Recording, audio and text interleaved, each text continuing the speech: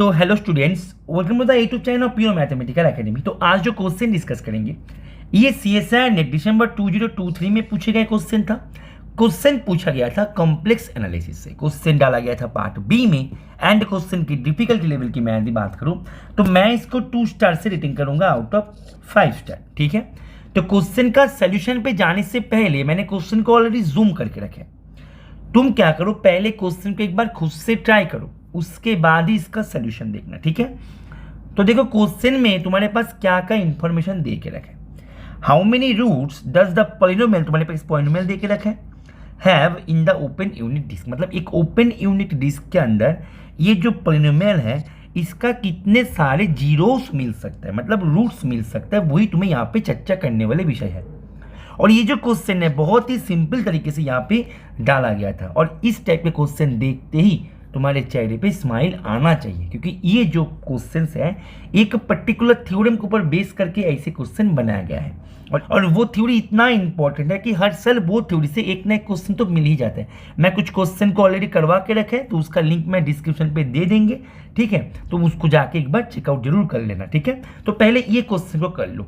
तो ये क्वेश्चन जो थ्योरम के ऊपर होगा वो थ्योरम है रोचीज थ्योरम। मैंने यहाँ पे साइड में इसका स्टेटमेंट जो है वो मैंने यहाँ पे लिख रखा है। ठीक है, तुम चाहो तो वीडियो को यहाँ पे पॉज करके इसको तुम अपने नोटबुक में नोट कर सकते हो। अभी इसका स्टेटमेंट एक्चुअल में क्या बताता है उसको लेके हम यहाँ पे थोड़ा सा डिस्कस करते हैं। ठीक है, इसको लेके हम थोड़ा सा डिस्कस कर लेते हैं। राइट, चलो तो इसका स्टेटमेंट क्या बताता है तुम इसको पहले नोट कर लेना अपने नोटबुक पे। ठीक है, अच्छा तो अभी तुम देखो तुम्हारे पास इसका स्टेटमेंट एक्चुअल में क्या बताते हैं। तुम्हारे पास दोनों फंक्शन है, एक है एफ एक है जी। अभी दोनों फंक्शन मानो एक डोमेन बी के ऊपर डिफाइंड है। अभी दोनों फंक्शन का बी के अंदर मतलब डोमेन में फाइनाइटली मेनी जीरोस आ सकता है, फाइनाइटली मेनी पोल्स आ सकता है, दोनों का ही, क्योंकि दोनों है मेरोमॉर्फिक फंक्शन। ठीक है, मेरोमॉर्फिक,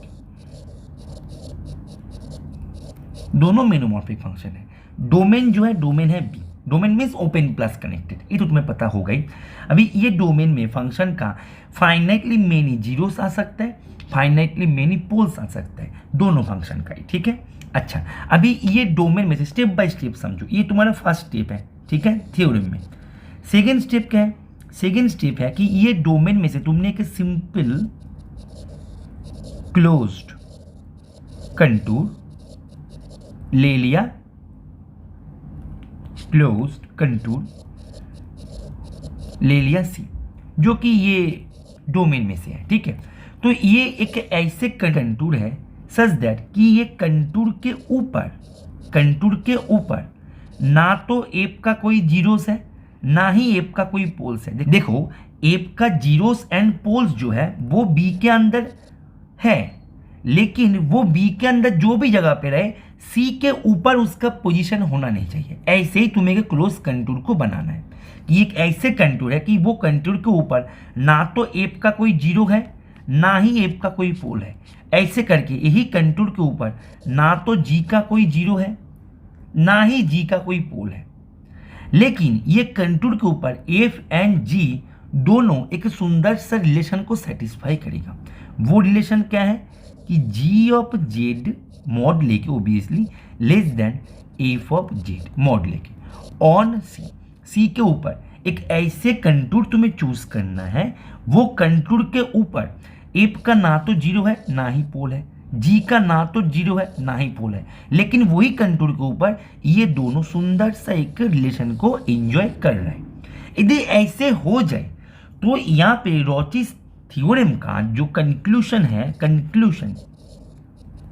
कंक्लूजन वाला लाइन ये है कि देन नंबर ऑफ जीरोस को हम ऐसे डिनोट करते हैं ऑफ एफ। जैसे देखो यहाँ पे मैंने लिख के भी रखा है, denotes the number of zeros of star. Star mean star की जगह पे जो आएगा उसका, जैसे यहाँ पे स्टार की जगह पे एफ है।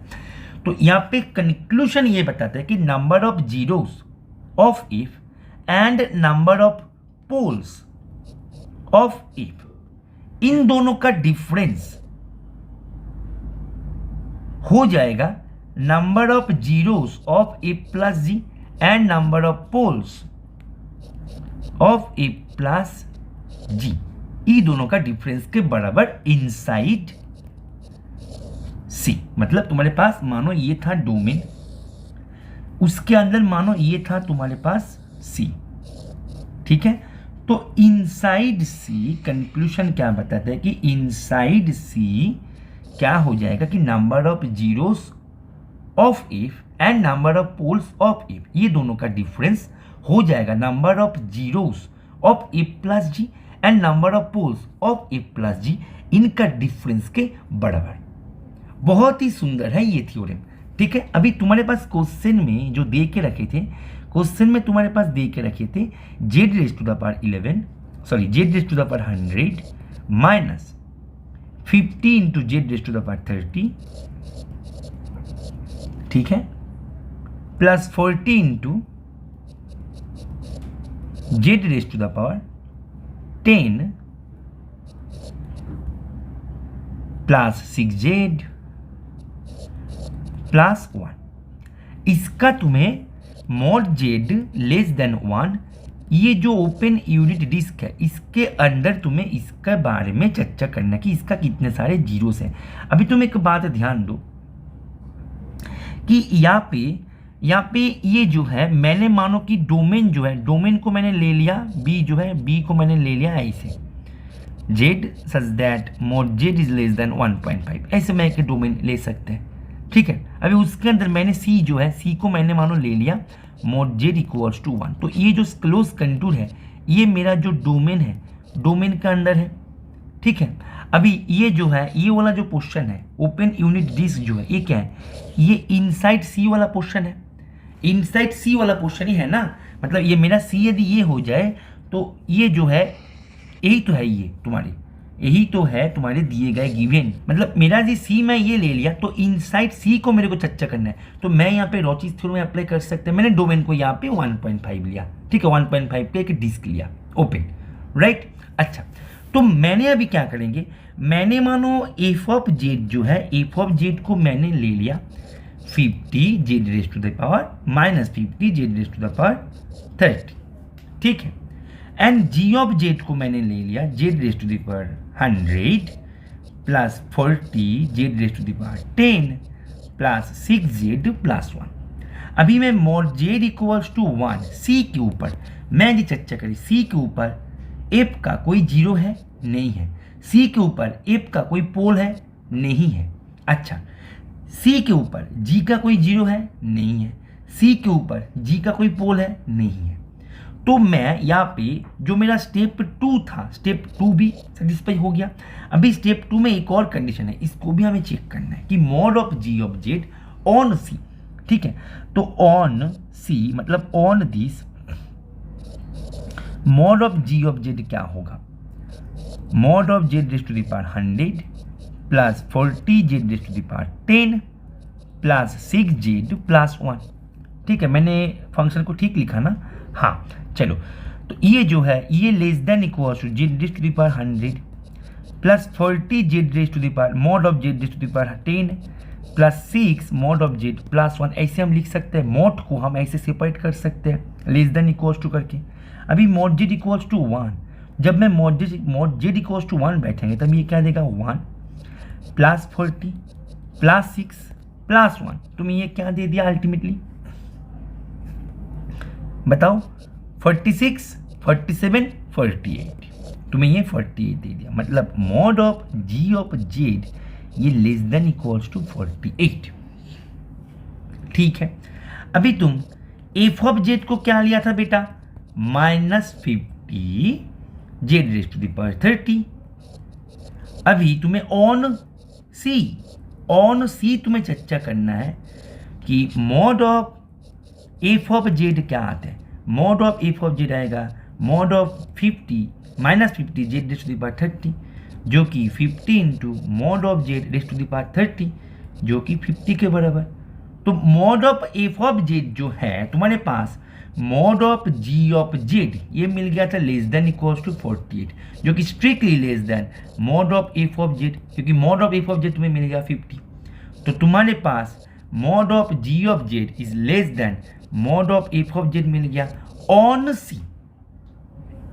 तो तुम मुझे बताओ कंक्लूजन यहाँ पे रॉचिस थ्योरम से क्या आएगा कि इनसाइड सी अभी सी तुमने लिया था क्या, मॉड जेड इक्वल्स टू 1, तो इनसाइड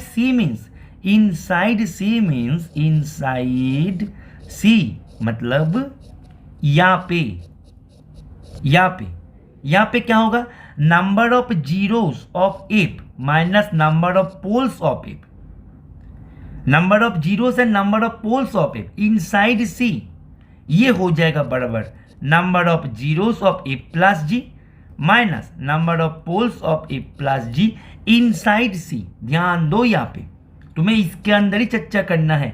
अभी इसके अंदर एप मैंने लिया था क्या, एप मैंने लिया था ये, तो इसके अंदर जीरोस कितने मिलेगा, एप का 30 जीरोस मिलेगा, ठीक है 30 जीरोस मिलेगा इसके अंदर, तो ये है 30 एंड पोल्स तो इसके अंदर है ही नहीं क्योंकि इंटायर फंक्शन है।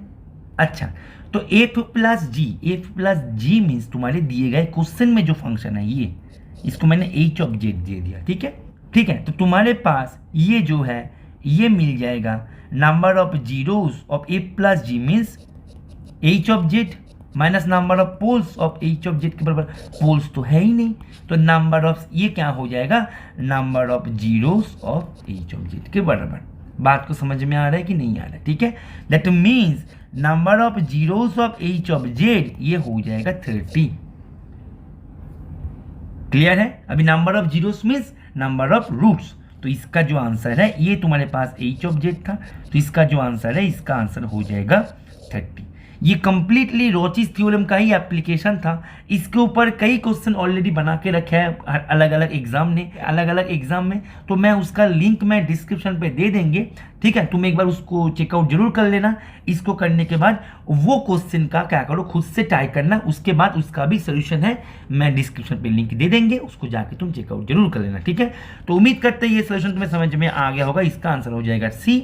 ओके, चलो थैंक यू, हैप्पी लर्निंग।